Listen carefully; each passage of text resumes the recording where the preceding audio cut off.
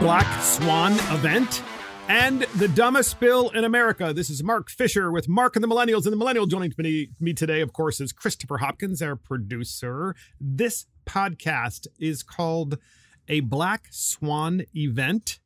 And I want to thank all of you for joining me today with Mark and the Millennials. What is a Black Swan Event? Well, a Black Swan Event is an unpredictable event that is beyond what is normally expected of a situation and has potentially severe consequences.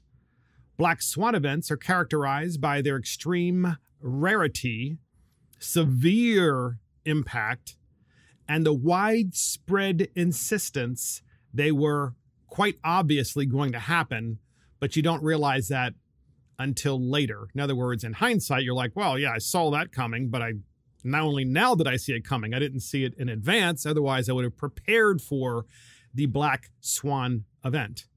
So Black Swan event is just that. It's something that is not good, takes people by surprise, and is typically related to economic matters. Why are we talking about this possibility of a Black Swan event today in Mark in the Millennials? Well, it's because the company, Palantir, that is the name of the company, Palantir, decided recently to buy gold bars as a hedge against a Black Swan event. So who is Palantir? Well, one of the founders of Palantir, of course, is Peter Thiel. And Palantir is a company that deals with big data. If you go on their website, they augment human intelligence rather than replacing it with data. They make products for human-driven analysis of real-world data. They're focused on creating the world's best user experience for working with data, one that empowers people to ask and answer complex questions without requiring them to master querying languages, statistical modeling, or the command line. In other words, it's really high-tech, this particular company, and what they do is to assist people by dumbing down various kinds of data analysis to provide you really deep insights into what's happening. Kind of interesting that a company that does this has decided that they're hedging against a Black Swan event by buying gold bars. So podcast listeners, in the New York Post, just reported today, Palantir buys $50 million worth of gold bars to counter a Black Swan event. And here's what the article reads. Data analytics firm Palantir, best known for its secretive work with the Central Intelligence Agency and other government bodies, has bought $50 million worth of gold bars in preparation for another Black Swan event. The Colorado-based company purchased $50.7 million worth of 100-ounce gold bars sometime this month, Palantir said in a short note buried in its 93-page second quarter earnings report last week. So Palantir put in their earnings report, but kind of buried it in their 93-page report. Oh, by the way, you know, rather than putting all that money in the bank and parking it there in maybe short-term CDs or short-term money market funds, we decided to buy gold. Such purchases will initially be kept in a secure third-party facility located in the northeastern United States, and the company is able to take physical possession of the gold bars stored at that facility at any time with reasonable notice, it added. Bloomberg News also reported that Palantir will accept payment from its customers in gold as well. So here is another interesting part of this article. Most investors, when they buy stocks, if they're told, hey, you know what you need to do? You need to hedge your bets in the markets, and you need to hedge inflation by buying gold. So what we want you to do is just buy stocks that hold gold. In other words, you're not physically possessing gold, and you never will. You're just possessing a stock that in turn holds gold, and that is the basis of the stock's value. That's not what happened here, ladies and gentlemen. What happened here is Palantir, the company, has decided to buy $50.7 million worth of actual gold bars. And they have taken possession of those gold bars in a secure third-party facility. And at any time, with reasonable notice, they can go there and collect those gold bars and exchange them for value in some other way. So what kind of black swan event are they expecting? Well, let's first finish this article. Bloomberg also reported that Palantir will accept gold from its customers as payment.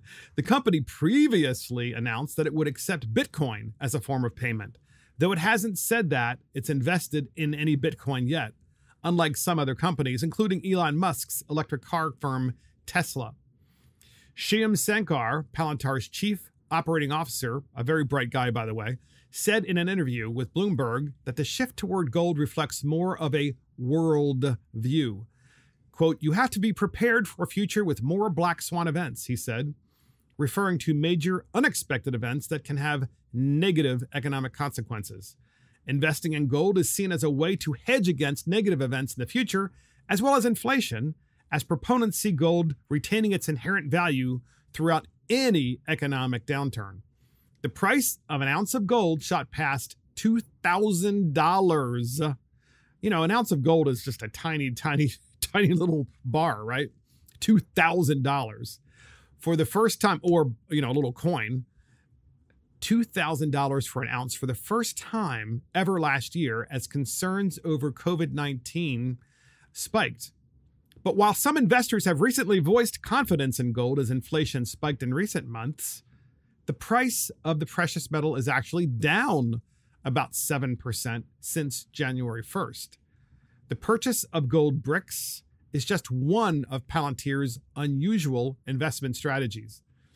In its latest quarter, the company also began buying stakes in its customers, which increasingly include privately held startups as well as companies that have recently gone public through mergers with SPACs or special purpose acquisition companies.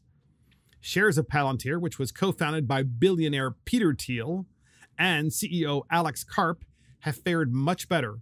The stock was almost up 5% in midday, trading Wednesday, and it's up about 150% since its IPO in September of last year.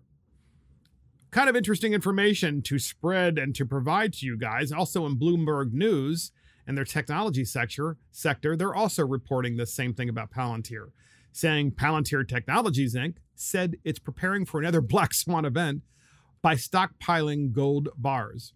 So, first of all, COVID-19 was a black swan event, right? No one predicted that, well, certainly no one that I know predicted that COVID-19 would occur, let alone ever occur. And it did.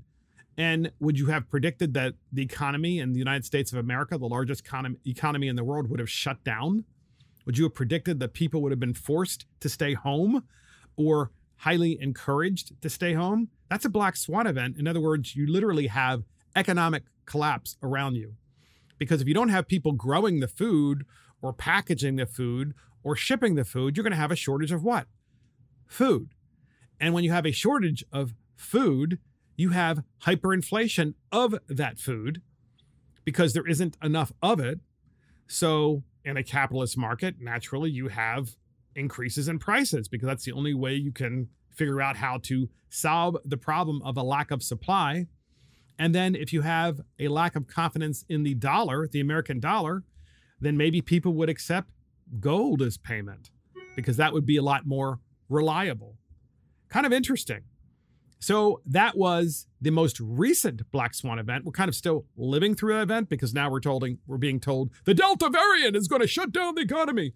And maybe this is something that Palantir would know better than anyone else, podcast listeners. Why is that the case? Because Palantir does work for the CIA and the agencies in Washington.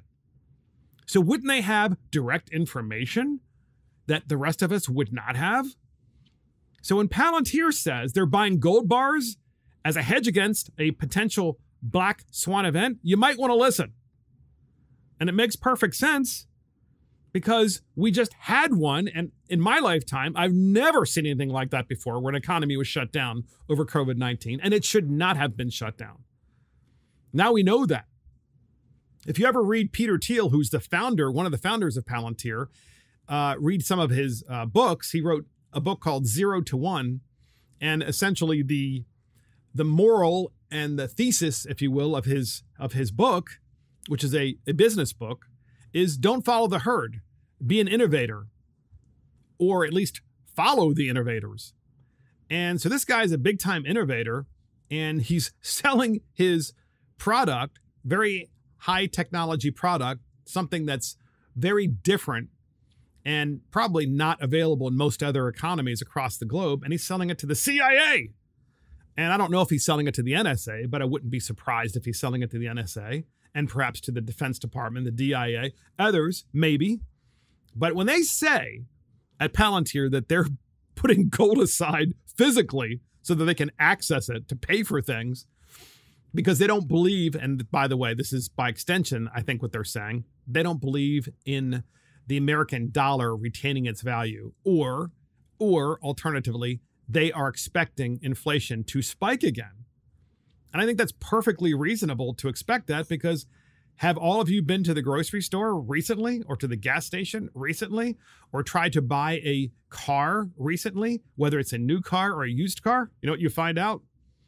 You would find out that all of that stuff is costing a lot more. In fact, there are actually stories that are out there now in all the various publications across the country that some people who have used cars are able to sell their used car for as much as they bought it for several years ago. So obviously a car is a depreciating asset. As soon as you buy it, it's always worth less. The second you buy it, then it's worth less every single month thereafter, because you're putting more mileage on it, more wear and tear. But because there aren't enough vehicles being made, because there is a shortage in the supply chain, because people weren't working for over a year, and now the Delta variant is hitting other economies, and we have this global supply chain that's being interrupted still, those prices are going up. And so if prices keep going up and the United States government keeps printing more and more dollars, how do you hedge against all of that inflation? Well, I guess one thing you could do is buy a lot of used cars if you had them already. You know, before this mess started, you probably would be in a good place. But what if you had a lot of gold before it started? What if you had a lot of silver before this Black Swan event started of COVID-19? You'd be in pretty good shape. You'd be in really, really good shape. And so there are also major structural changes in the economy that could also cause a Black Swan event. For example, Amazon, which seems to be everybody's best friend and everybody's worst enemy simultaneously, because everybody I know, especially millennials, me too, by the way, I'm not a millennial, but millennials in particular, love Amazon, and they're always ordering from Amazon. They love the real on-time or on-demand economy, where you order something and it's there either that day or the next day. It's pretty cool, let's face it. You could order just about anything. Well, Amazon has put so many stores out of business. So many stores. Walmart has too, by the way. But in the Wall Street Journal, you guys are going to love this, podcast listeners. Amazon plans to open large retail locations similar to department stores. Amazon, which put the department stores out of business, because why would you go to a department store and buy shoes if you can just buy them online and have them shipped directly to you? Why would you buy jeans? Why would you buy glasses? You've got Warby Parker now that'll send you 5 pair of glasses. You're not obligated to buy any of them. You try them on if you'd like them. You can buy as many as you want.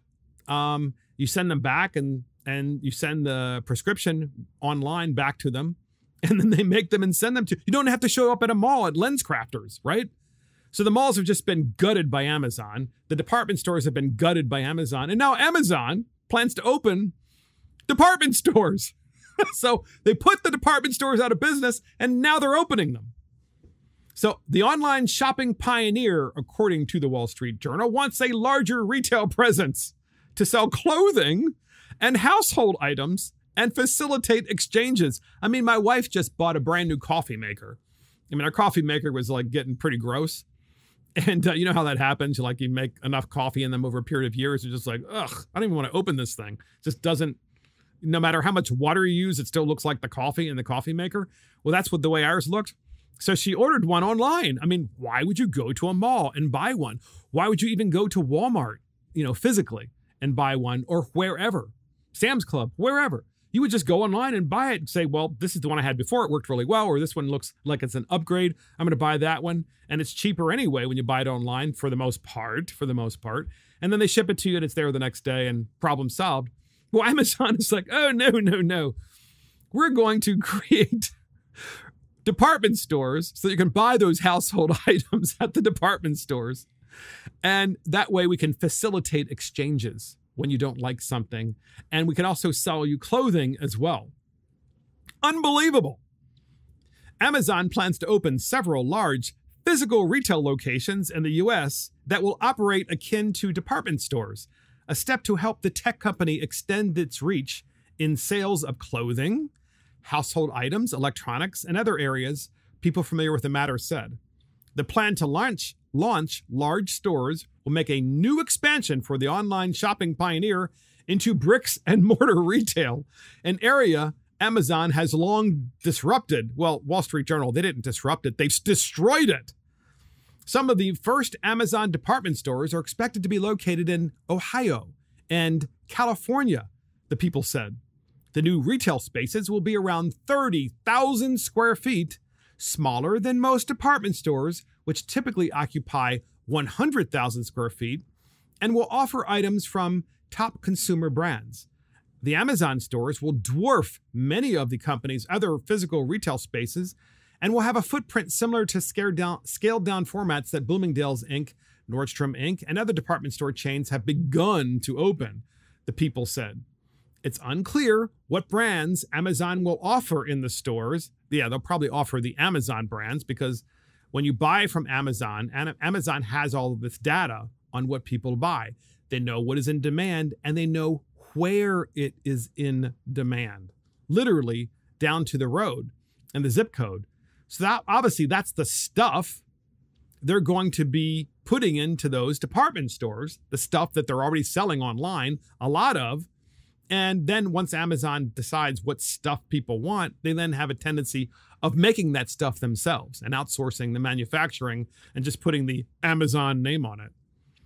Although the company's private label goods are expected to feature prominently, of course they are. So they've shut down all of these department stores and malls and gutted them. And then they've collected data on people as they order stuff through the Amazon website. And then Amazon has their own private label. Suddenly they're ripping off all of these other manufacturers it's like, well, we don't want you anymore, KitchenAid. We're going to just make our own stuff.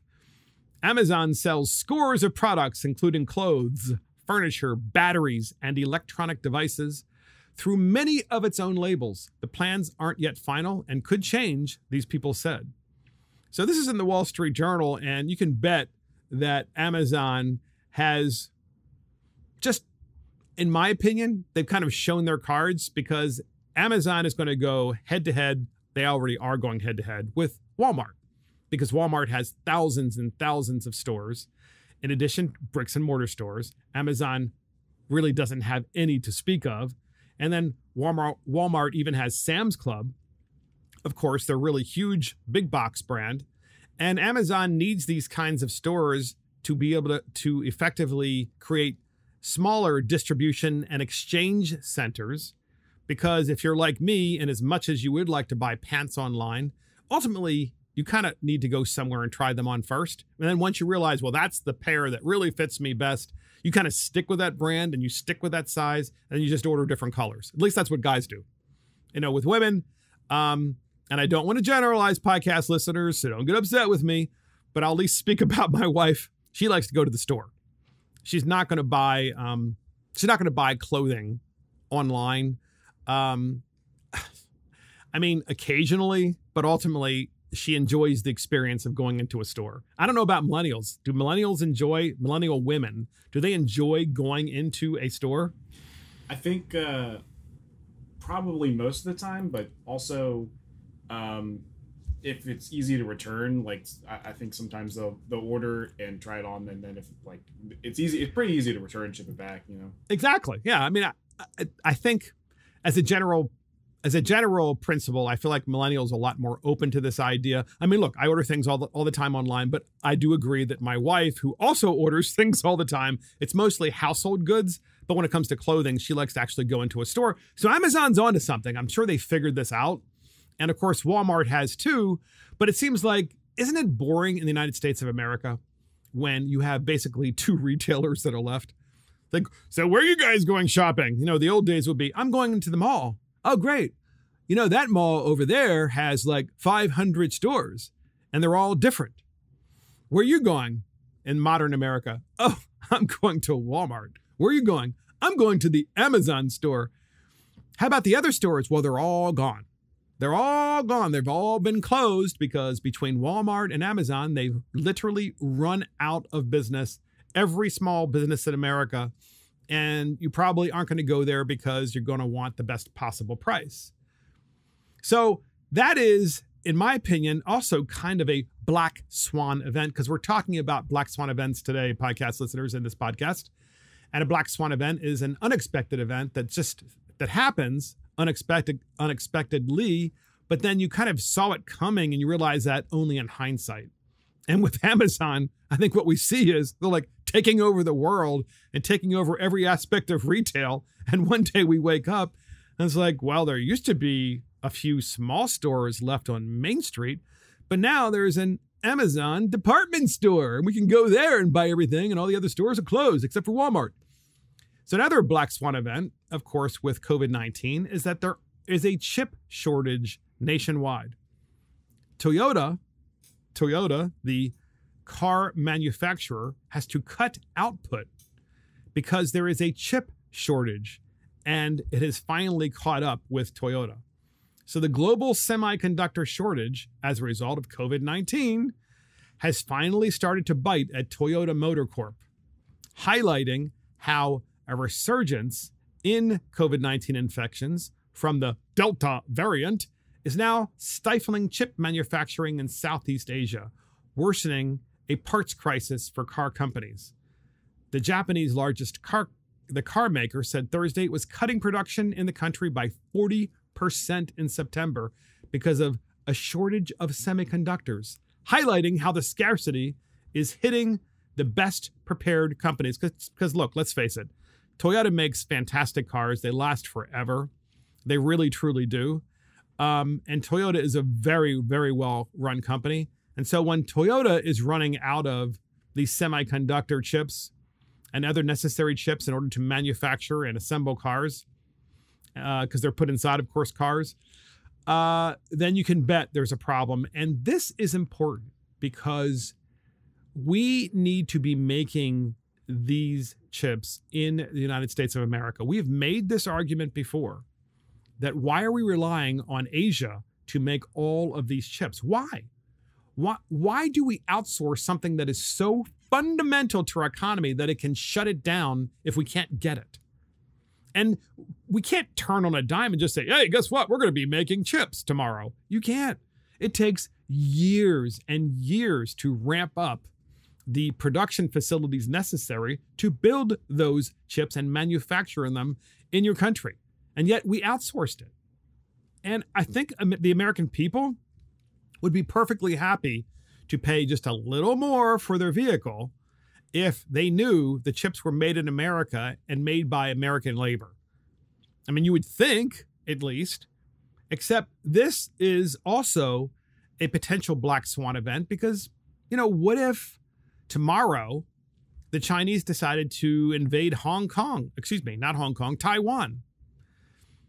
If the Chinese decided to invade Taiwan, the world's largest chip maker, we would be in complete chaos. I mean, that's a Black Swan event, and maybe Palantir knows something about this. Maybe Palantir, as a result of their CIA connections, see this as a strong possibility because of the weakness of Joe Biden and the incompetence of him extricating us from Afghanistan, because even if you do believe, like I do, that we shouldn't be in Afghanistan in terms of not just an occupying power, we shouldn't be there for that, and we shouldn't be in Afghanistan as a nation builder, because it's going to take centuries to do that. We shouldn't be there. That is my opinion. You might disagree, but that's what I believe. Well, even if you believe that, don't you think it was kind of odd the way Joe Biden extricated us from that country? And if you were China and you're looking at that, as I discussed on the last podcast, and you watch the United States of America, the largest economy in the world, the biggest military and the most powerful military in the world, and they can't even figure out how to get themselves out of a 9th century country, you're looking at that going, maybe it's time for us to invade Taiwan. And if they do, if China were to do that, that would be a Black Swan event, because the United States would be on its knees trying to get enough chips into the United States to build the stuff that we need the chips for, cars included. There is already a car shortage, which is why in the United States, used cars are at record levels, as we've discussed before. So get this, podcast listeners. The FBI launches voting machine investigations in Colorado. So the FBI is launching a voting machine investigation in Colorado, and it joins a probe into the elections equipment password breach. So there are a couple of articles about this, and the one I'm going to read is actually from The Hill. The Hill's headline is, FBI is assisting in investigation of QAnon Colorado video. You have to hear this article to really kind of follow what's going on here. The FBI has joined a Colorado District Attorney's Office investigation into how voting machine login information wound up on a QAnon-affiliated video, CNN reported. Courtney Bernal, an FBI spokesperson for the Denver field office, told CNN that the agency is assisting Mesa County District Attorney Dan Rubenstein's office, quote, on the forensic review and analysis of county voting systems to determine if there was a potential federal criminal violation. Colorado Secretary of State Jenna Griswold launched an investigation last week into photos that appear to show passwords for Dominion voting systems software specific to Mesa County's voting systems, and it was posted online.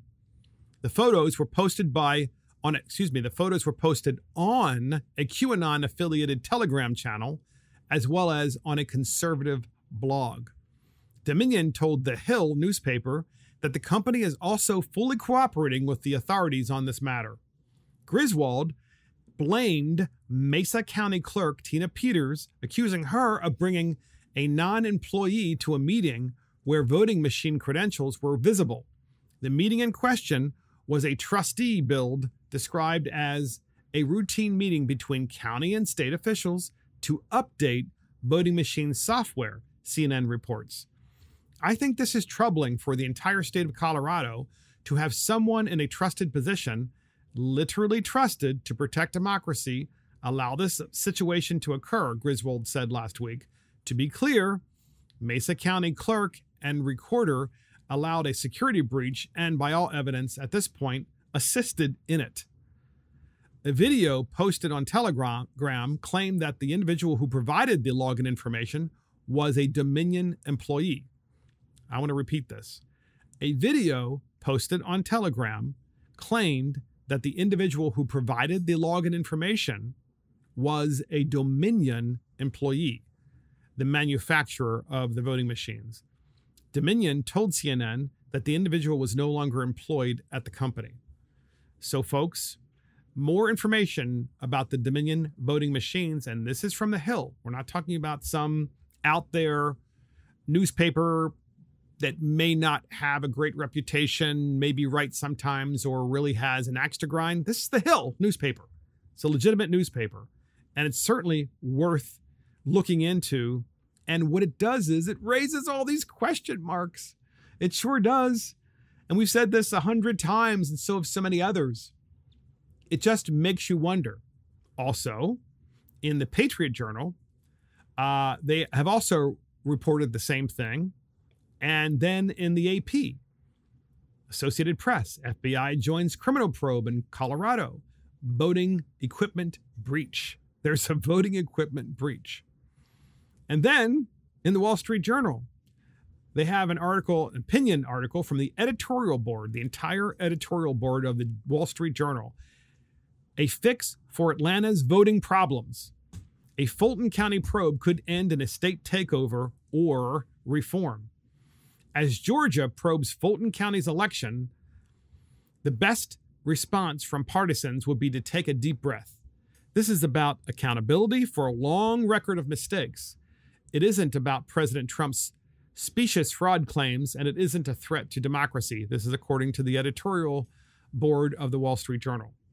The State Board of Elections on Wednesday in Fulton County, Georgia, named a bipartisan panel to do a performance review of Fulton County, which includes most of Atlanta.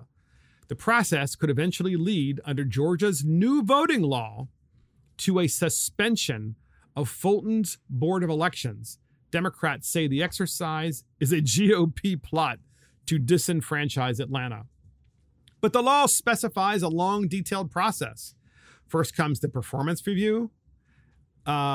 Two of the new panel's members are election officials from other parts of the state, including a Democrat from neighboring Gwinnett County.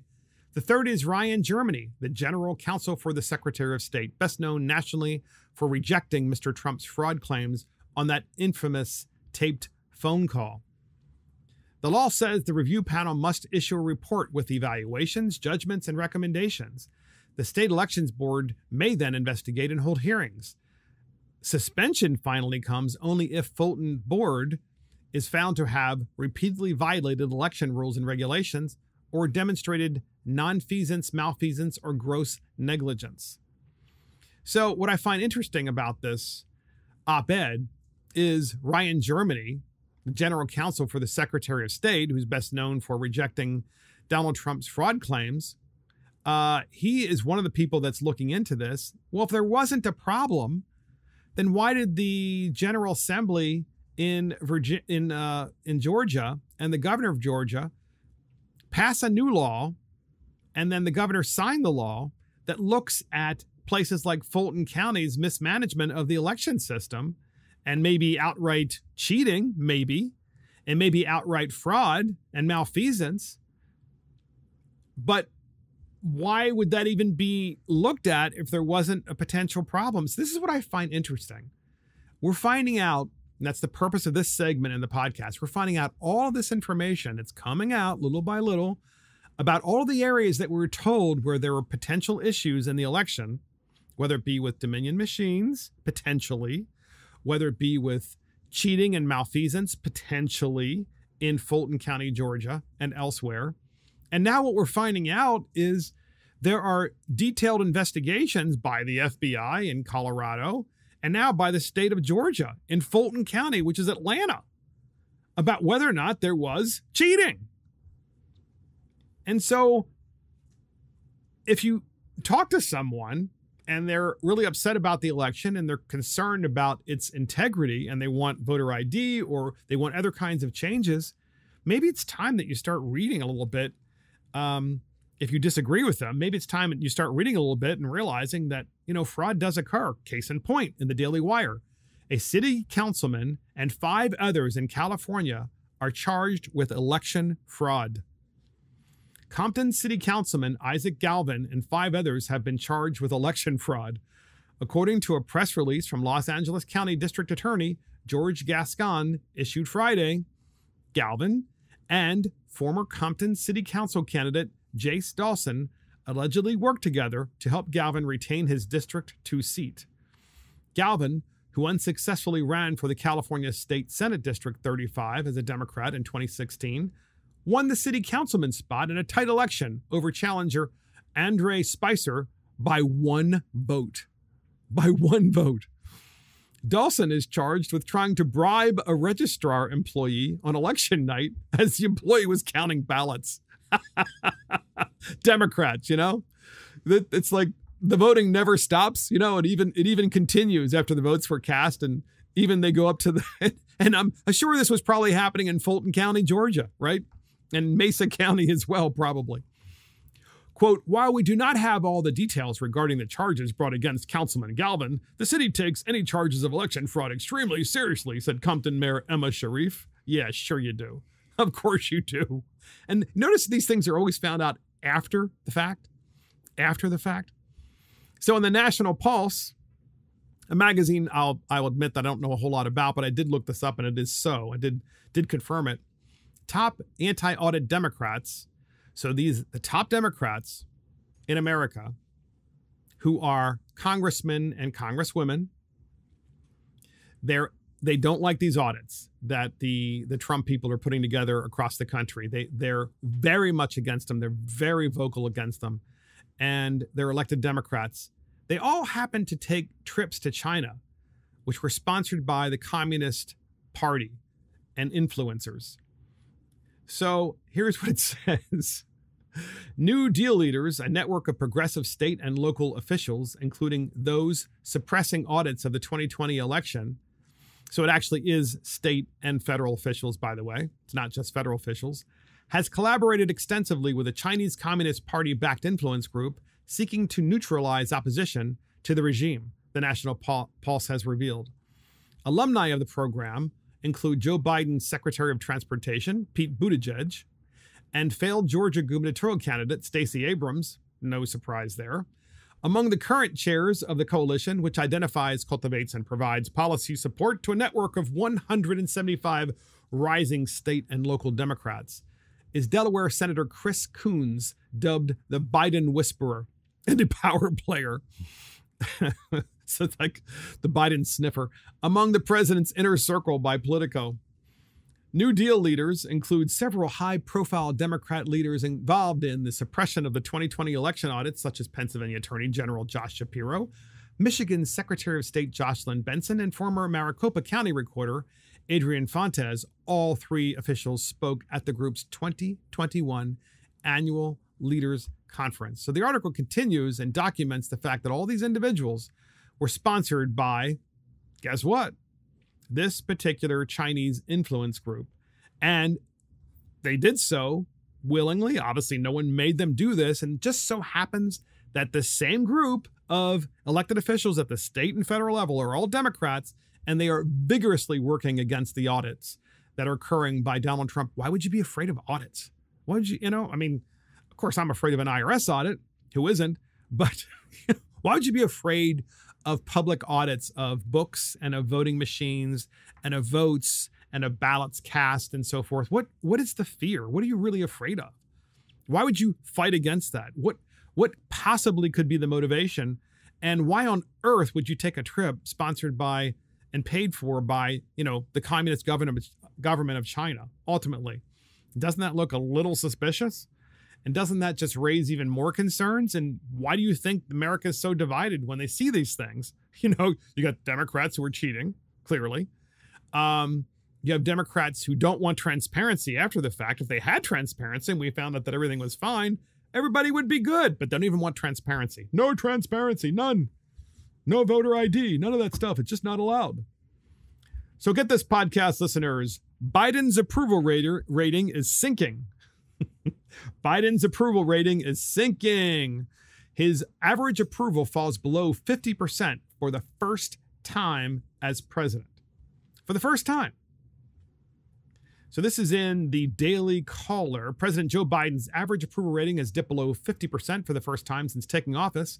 His approval stands at 49% in 538's tracker and 49.4% in Real Clear Politics average, while Biden's approval rating is still higher than the 40% and the 46% who disapprove in each average. It has steadily declined since May 25.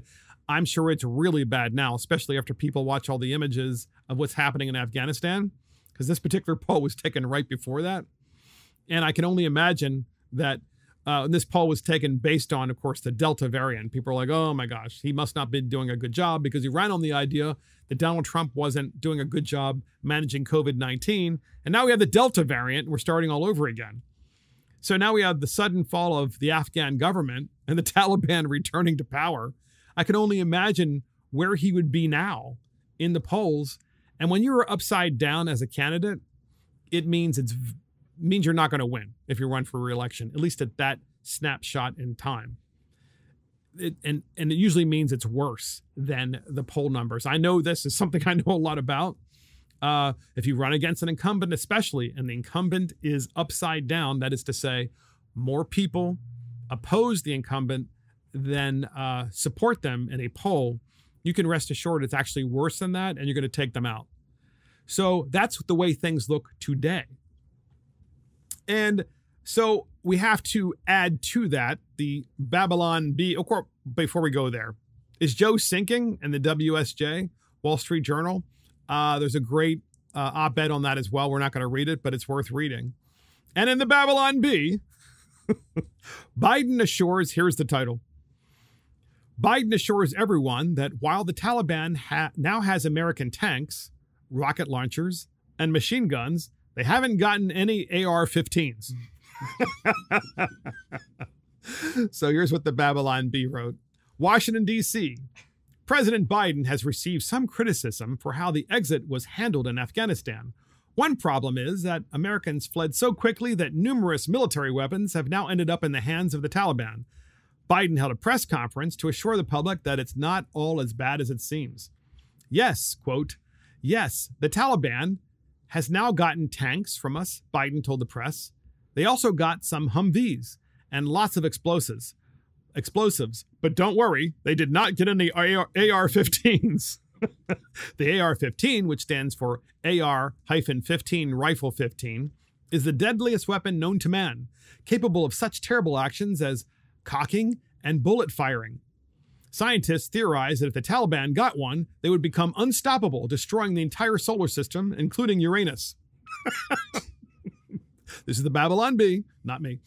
Quote, if the Taliban come at us with our own weapons, Biden said, don't worry, it will just be with like a rocket launcher or something because we left a bunch of those. Or maybe with that battle mech, I guess that's what it is, BATTLEMECH. How do you say that?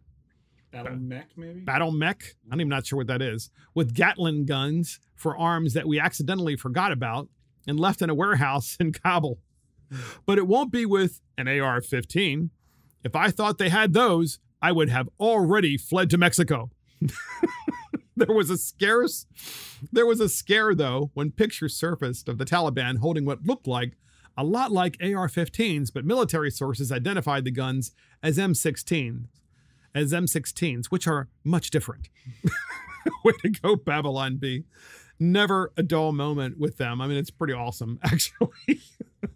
And it's worth, if you can actually subscribe to the Babylon Bee. You know, I would love to say that we thought of it, but we didn't. It's a brilliant idea, you know, the whole satire of making fun of people, because obviously there's almost more truth to the Babylon Bee than there is actually to CNN and MSNBC and ABC, CBS and NBC. So that is my personal opinion, of course.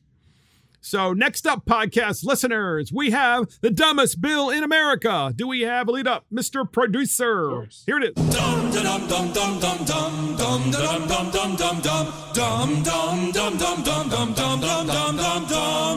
And it is the dumbest bill in America, and it is from Illinois, HB 121 from the state of Illinois.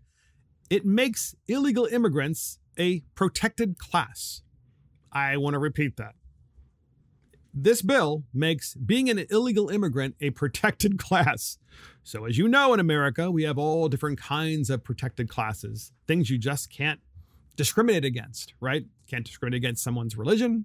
You can't discriminate against someone's sexual preference. You can't discriminate against someone's sex. Well, now you can't discriminate against an illegal immigrant when you're hiring. Let me repeat that. Illegal immigrants are a protected class in Illinois. You cannot discriminate against them if you are an employer and you fail to hire them. What? This bill was introduced and signed into law by the governor, but introduced by State Representative Will Guzzardi. Will Guzzardi. So first up,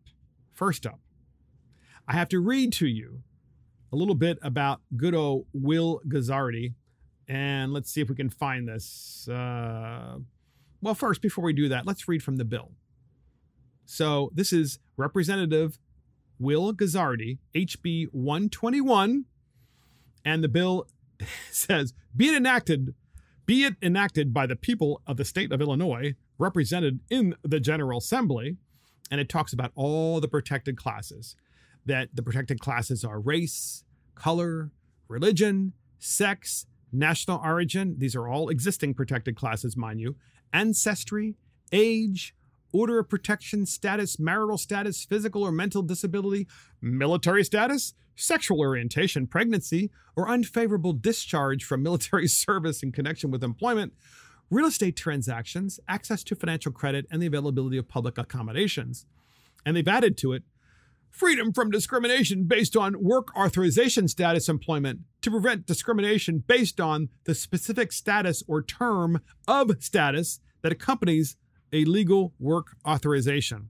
So that's fancy words. Those are fancy words for if you're in Illinois illegally, because you crossed the border, the southern border illegally, and you are relocated by Homeland Security to Illinois by the Biden administration, and you go to apply for a job as an illegal immigrant, the employer would get in massive trouble by not hiring you because this illegal immigrant is a protected class and you are breaking the law by not hiring them. Can you imagine? It's unbelievable. I can't make this stuff up. It's House Bill 121 in the state of Illinois.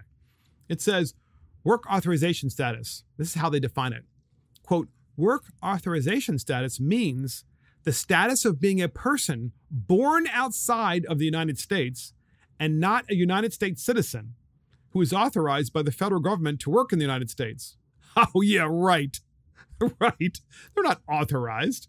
And it keeps using that word, or work authorization status, meaning or work authorization, but they're not authorized to be here. And even if they're not authorized to be here in the state of Illinois, and you have a business, small, medium, large business, and you're trying to find someone to hire, and you have a list of 10 people, and let's just say 8 of those 10 people are illegal immigrants and 2 are American citizens, in theory, under this bill, you could get in big trouble because you are discriminating based on a protected class of illegal immigrant.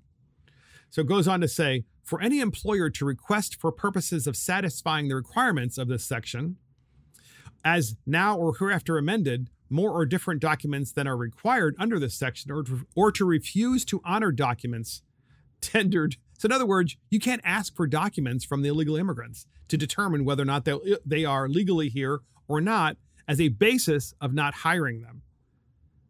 Can you imagine? It says, or to refuse to honor work authorization based upon the specific status or term of status. So, look, for me personally, if someone is here illegally and I have an opportunity to hire someone who is an American citizen, I'm going to hire the American citizen. It just is common sense. It just seems like that is the right thing to do. Of course it's the right thing to do. So who is Will Guzzardi, the sponsor of this awful piece of legislation in the state of Illinois? Who is he? Well, we used to have this information. He's, of course, a progressive from the state, and he's a big fan, of course, of anything that is progressive and that is contrary to common sense. But he also put a bill in a few years ago to mandate a $15 minimum wage. And he claims, well, it won't shed any jobs if I do it. I mean, we've heard this argument a million times, but this guy is a graduate of Brown University. And it just amazing, another elite who lives one way, went to an elite school, an Ivy League school, and then puts a bill in that literally is going to destroy not just the country, potentially, but also the business community by protecting people who are undocumented, who are illegally present, who are illegal aliens. Well, we have a clip from Will Guzzardi as he is talking to a reporter about his $15 minimum wage. We couldn't find a clip, by the way, on HB 121, which makes illegal immigrants a protected class, because he probably didn't want to talk about that openly because it's stupid, even though it is the law now in Illinois. So we had to find this one. but it's just bad enough. It's a short clip, and here it is. The overwhelming consensus of the data is that we're not going to see this sort of doomsday scenario where all these folks are going out of business and where we're shedding jobs, where people are losing their opportunity to work. What we're going to see is that low-wage workers who need a raise are going to get a raise, and otherwise not much is going to change. So then the reporter went on to ask him, after he is making this argument, the data shows that, employers are fine, even though we're mandating what employers should pay. These are private businesses, and private businesses should be able to pay whatever they want to pay. But this is the same guy now that is reaching into those same private businesses and saying, you have to hire people who are illegally present. They're illegal immigrants. They're illegal aliens. You have to hire them, because they are a protected class, and you have to pay them $15 an hour. I mean, what the hell? So then the reporter asked this guy, and I didn't make this second clip because I can explain it, I think, probably better. The reporter asks Will Guzzardi about his $15 minimum wage. He says, well, isn't that going to cause potential inflation? Isn't this interesting? This was years ago when he gave this interview, years. And here we are in a situation in the United States of America where we have massive inflation. And some of that inflation is driven by the fact that there are breaks in the supply chain, as we discussed before, and potential Black Swan events like COVID-19. And some of it is because of mandates like the $15 minimum wage, which then puts more cash into the economy and drives inflation as well. And here's the problem. If you had a $15 minimum wage a few years ago, and you did that in the state of Illinois, which they do have, by the way, and you have massive inflation now, that $15 is worth significantly less now. So what are you going to do next? You're going to mandate another minimum wage. That's what, $20 an hour? So as a result of doing those things, people like Representative Will Guzzardi, who went to Brown University, is going to do what? He's going to implement hyperinflation. He's going to cause hyperinflation. Hyperinflation is when inflation gains steam because policymakers are so stupid, like this guy. So not only is he causing hyperinflation by his policies, but now he's saying, well, you got to order that protected class of illegal, you have to hire the protected class of illegal immigrants before you hire the Americans. And if you do hire the Americans first, the American citizens, that is, you need to prove why they were the better employee rather than the illegal immigrant, because the American citizens aren't protected classes. The illegal immigrants are in employment law in the state of Illinois. And that is the dumbest bill in America, HB 121 by Representative Will Guzzardi from the state legislature in the state of Illinois. And that is it for Mark and the Millennials. Thank you for joining Mark and the Millennials. This is Mark Fisher. Thank you to our producer, Christopher Hopkins. Check us out on iTunes, Spotify, YouTube, Facebook, Twitter, Parler, Rumble, and our website. See you next time.